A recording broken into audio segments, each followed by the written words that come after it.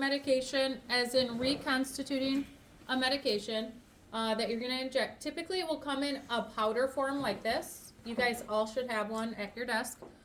So this is a Practi powder, meaning normally it would be a name of a medication, and it would be a powder. What it's going to do is on the side, it's going to give you some instructions for reconstituting, which means adding in a solution. And it will give you how much solution to add in order to make the medication a certain strength. So on the side of this bottle, it says strength of medication 300 milligrams per milliliter, amount of diluent to be added 9.6 mLs. For 400 milligrams per milliliter, you add 7.1 mLs. So it tells you the more fluid you add, the weaker the medicine is going to be. Because it's basically, like, think about that Kool-Aid scenario like I told you. If you have a Kool-Aid pitcher and you only put half of the fluid in that you're supposed to, the Kool-Aid's going to be really strong, right? So if you the more you put in, the weaker the medicine's going to be per milliliter, okay? So in our situation, what we're going to do is we're going to reconstitute it, and we're going to actually use the 9.6. That way we have enough medicine in here to practice with, because this will be like your practice vial. That sound good? Okay, so the first step is looking at the label and determining how much you're going to reconstitute with. Then you're going to have your reconstitution solution. Now this is just normal sodium chloride or 0.9% sodium chloride. That's what we're going to reconstitute with. Some medications will say specifically on them what they should be reconstituted with. Otherwise, you're going to check with the physician because they may have you reconstitute with something else. Okay. On here, it just says amount of diluent to be added, so it can be reconstituted with something else. In our situation, we're using that 0.9% normal saline. Okay. So first thing I'm going to do is I'm going to wash my hands. And I'm going to choose which syringe and needle I'm going to reconstitute with. Now, I'm not going to use that needle to inject to anybody. So does it really matter which size needle I'm using? Yes, because you're puncturing the top of the vial, so you need to use smaller. So I'm puncturing the top of the bottle. Good point. I'm puncturing it. However, I also want to make sure I can push that fluid in. So you don't want to use a super tiny, like TB needle or insulin type needle, the really, really tiny, because I will never be able to push all the solution into the bottle, okay? But would you want to use like a 16 or 14 gauge that's going to put a big hole in it? No. You're going to want to use something, that's an average size. I have this one here. It's green. It's a 21 gauge, 1.5 inch needle. This would be okay to use, okay? I don't have to worry about the length of the needle because I'm not going to be using it to inject a person, okay? So I'm going to use this, and then I know I want to put 9.6 milliliters of fluid in there, so I'm going to use my 10 milliliter syringe because I know that I can go 9.2, 9.4, 9.6. The increments are in 0.2 on this, and so doing 9.6 would be fine. I can line it up right on the 9.6. If this did not, say it was 9.1, I would not be able to use this syringe because it does not have 9.1 with a line where the 9.1 is. Does that make sense? Because I would have to guess where it's at, and you can't guess. You want the exact amount. So I've washed my hands. I know I'm going to be using this syringe. I'm going to kind of move this other stuff to the side just so I have some space here. And I'm going to use this needle.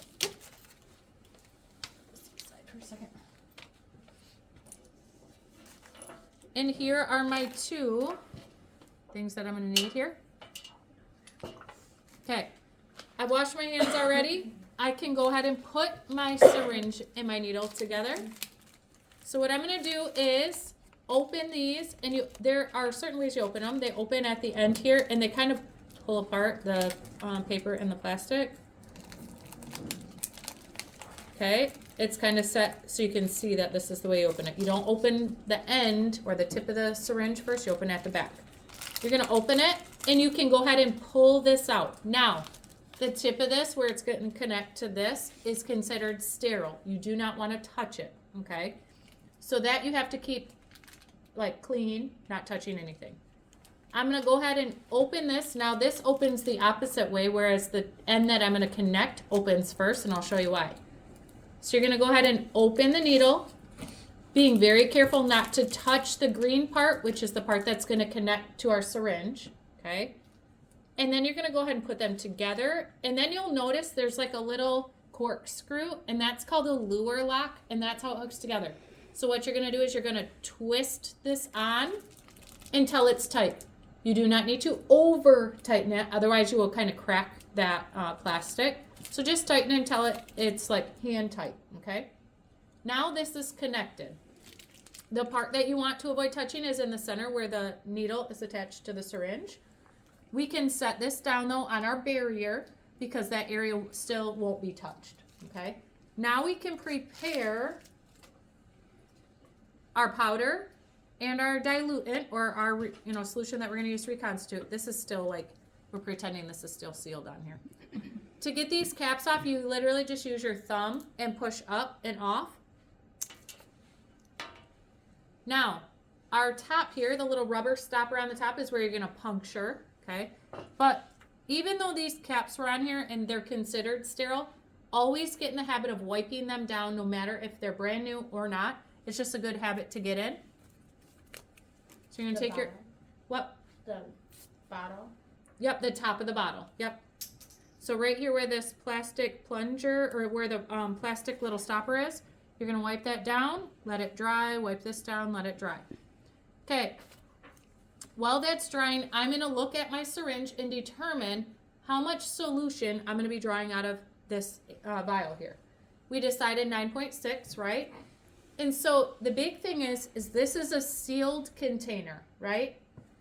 So if I'm pulling out all that fluid, what's going to happen to that bottle? How's the pressure in there going to be? It's going to air in that you're with the solution you're taking out. Good. I have to replace the solution that I'm taking out with air. Otherwise, that pressure is going to want it to collapse in on itself, right? Have you ever drank a water bottle, but a kid put their mouth all the way around it and then pulled it up? What happens to the water bottle as they're pulling all the fluid out, the water? It squishes down, right? Now, this is made out of glass, so we obviously don't want that to squish all down and break because then it's broken glass. You probably won't have that much strength, pressure to it. But that's kind of what you got to think about. So you want to put in the amount of air that you're going to be taking out in the solution. Does that make sense? So what I'm going to do is I'm going to go ahead and pull my plunger back and line it up with the 9.6. Now, the line that you're going to be using is the top of this plunger. So way up here, not down here. Does that make sense? So you want to line that up, and I'm going to go right so it is disappearing into that 9.6 line. Okay? So I've got it pulled back. Now, I can go ahead and take my cap off, set this down on its side, and then I'm going to go ahead and put my needle into my vial. Now, if I try to force all of this air in, do you think it'll all fit in there? No. No, because this vial only has, if you see here, a little free space at the top, right? So it can only hold so much pressure. So we probably won't be able to go ahead and push all the air in. However, we're going to kind of do it in increments. We're going to push a little air in, pull a little fluid out, push a little air in, okay? So what I'm going to do is I'm going to go ahead and push a little air in as much as I can, okay? And then I'm going to tip it over. When you tip it over, you're holding your hand on the plunger down here, your thumb, to hold this in place. I want to look where my needle is at because I want to make sure it's in the fluid and not floating up here in the air. If it's up in the air, it's not going to pull any fluid in. It's just going to pull air back in, right? So I'm going to make sure my needle is in the fluid, and then I can actually just kind of let go of my thumb, and it's going to start pulling in some fluid. Then I'm going to kind of do the same thing. Push some air in, let go. You can actually see the fluid kind of starting to be pushed or like automatically come in here when I let go. And I'm going to keep doing this process until I get to that 9.6 or a little bit further. By that time, all the air should be gone. All the air in the syringe. Yep. So we're just going to keep kind of pushing it in. And then I need to keep moving my needle down as it's filling up to make sure I'm not getting air.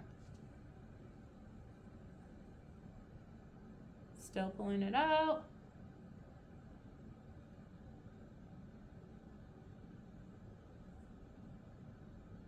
Okay, now it stopped. It was doing it automatically. It stopped about 9.2. So I do need to pull in a little more just by hand.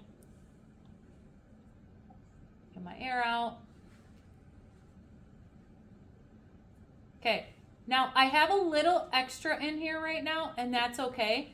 Because if you notice, I have some air up here at the top. I also have some bubbles down here that I need to get out, okay? Because if there's a bubble, that bubble is filled with what?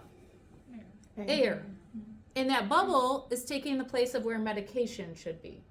And so you want to make sure that this is at 9.6 down here, but also that this entire thing, including the needle, is filled with medication. That's how it is properly dosed, right? That way we're giving the proper dose of medication. If we have air in here, we're not completely filled with medication, and so we're not giving the right dose. So what I'm going to do first is I'm going to try to get these little bubbles up to the top, because I need to get all the bubbles up from the bottom before I really even deal with these ones up here. Thank you. Now, you can flick it with your finger, But that hurts. but that does sometimes hurt, okay? So you can use a pen. Now, this needle is pretty long, so it's pretty stable on here. It's not probably going to fly off. But if you would like to hold it to keep it a little more sturdy, I like to hold my syringe like that and then hold my vial, That's okay. vial like that. That way it's secure.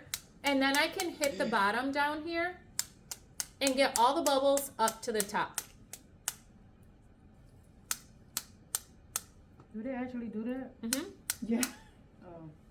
Okay, so I got all the bubbles from the bottom up to the top now. So now I need to deal with this air bubble at the top. So I'm going to go ahead and push the air out. Now, when you push the air out, if you have an air bubble up here, make sure your needle is nice, or your syringe is nice and straight. Otherwise, if you have it tipped to the side, where's this air bubble going to go? It's going to go right up here in this corner, and you won't be able to get it out. It'll be kind of stuck. If you hold it nice and straight, gravity will help you get the air bubble to the top here and then all the way out through the needle, okay?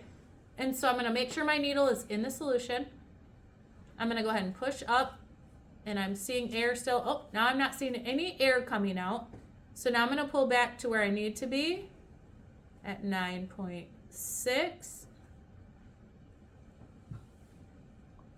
Right there. Double check. You always want to triple and double check before you pull your needle out, because once you pull it out, you can't pull it back in. You might have a little bit of drip, and that's okay. Now, I've got my 9.6. I've already cleaned this, right? So I can go ahead and turn this over, put it into my vial, and then I'm going to start pushing the fluid in. Now, same thing, when I start pushing this fluid in, will I be able to push it all in without letting some air out? So the big thing is as you're pushing it in, make sure your needle is not down in that solution, because what's going to happen if it's in the solution? And you let air back out, but really you're going to pull the solution back up. So I'm going to go ahead and start pushing it in. And then I'm going to let go. Air's going to come in here. Push. Let air in. Push. Is that doing it itself, or are you pulling it back? Okay. No, I'm just let my thumb go, and it's automatically the air is coming back in because of the built up pressure.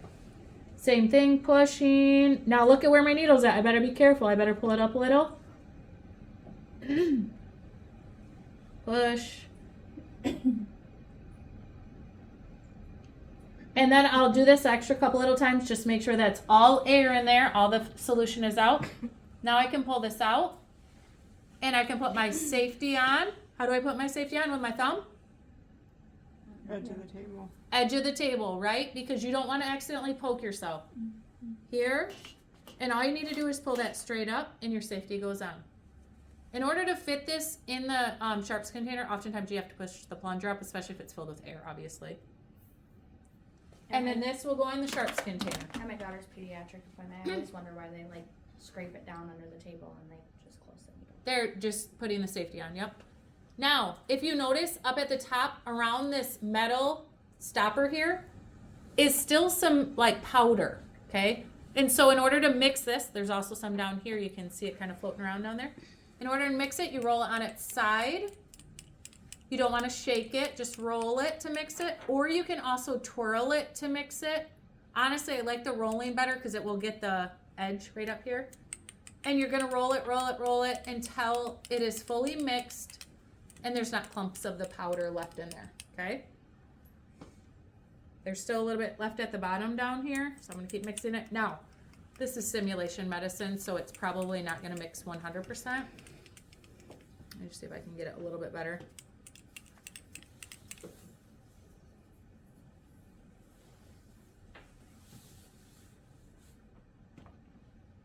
It's better.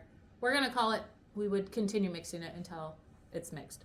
Then we would document the strength of the medicine on here. Oftentimes they would circle it or label it, the date you reconstituted it as well, because oftentimes it's only good for a certain amount of time after you reconstitute it. Questions? So now you have medicine that is actually able for you to use.